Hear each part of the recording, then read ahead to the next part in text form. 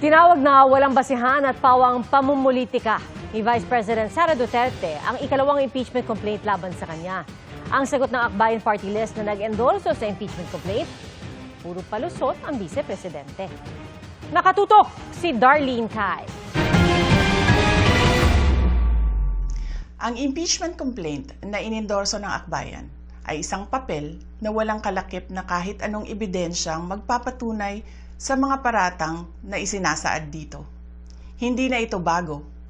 Pumalag si Vice President Sara Duterte sa ikalawang impeachment na isinampa ng civil society at religious groups na inendorso ng ML Party List at Akbayan Party List.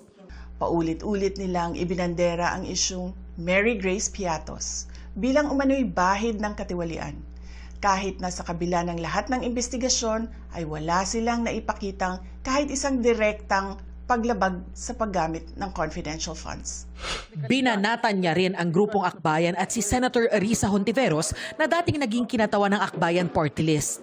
Walang kredibilidad ang Akbayan upang mag-endorso o magsumite ng impeachment complaint. Ilang ulit ng hayagang ipinahayag ng kanilang pinuno ang kanyang intensyong tumakbo sa pagkapangulo. Isang malinaw na indikasyon ng pampulitikang motibo sa likod ng kanilang mga hakbang. Isa raw uri ng harassment ang tangkang impeachment laban sa kanya. Kaya malinaw na lahat ng ito ay isang uri ng harassment at pang-aabuso sa proseso ng impeachment ng grupong Akbayan. Hindi malinaw kung ano ang ipinaglalaban nila para sa kaayusan ng bayan. Pero napakalinaw ng kanilang pamumulitika at pagpapahirap sa usaping diplomasya ng ating bansa. Buwelta ng Akbayan, puro palusot daw ang bisi at hindi pa rin maipaliwanag kung saan napunta ang mahigit 612 million pesos na confidential at intelligence funds ng Office of the Vice President at Department of Education. Funny. For something she insists has no merit, it rattled her enough to release a video message. Not to answer the serious charges, pero para atakihin ang Akbayan at ang aming senadorang si Risa Hontiveros. Tama na ang palusot, Madam Sara. Stop panicking and prepare to be impeached. Sa isang pahayag, sinabi ni ML Party List Representative Laila De Lima na matibay ang ebidensyang inilatag sa inendorso nilang impeachment complaint. Patunayan daw dapat ng bise na walang basihan ang mga alegasyon dahil kung hindi, dapat daw siyang managot sa mga akusasyon ng paglustay sa pera ng taong bayan. Sinisika pa ng GMA Integrated News na kunin ang panig ni Senator Hontiveros. Nasa tanggapan na ni House Speaker Bogie D ang dalawang verified impeachment complaints laban sa bise.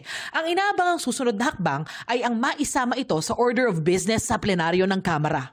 Ang nagpakilalang dating civilian intelligence agent ni VP Sara at ng amang si dating Pangulong Rodrigo Duterte na si Ramil Madriaga, handa raw humarap sa pagdinig sa Kamara sakaling ipatawag siya. Ilan sa mga akusasyon ni Madriaga ay pinondohan umano ng mga drug dealer at pogo ang election campaign ni VP Sara noong 2022. Siya rin daw ang bagman o taga-deliver ng bise ng malalaking halaga ng pera.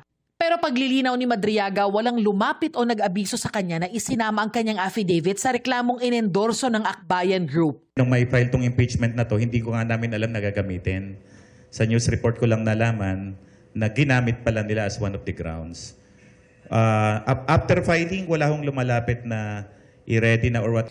Nauna ng pinabulaanan ni VP Sara ang mga alegasyon ni Madriaga. Para sa GMA Integrated News, Darlene Cai, nakatutok 24 oras.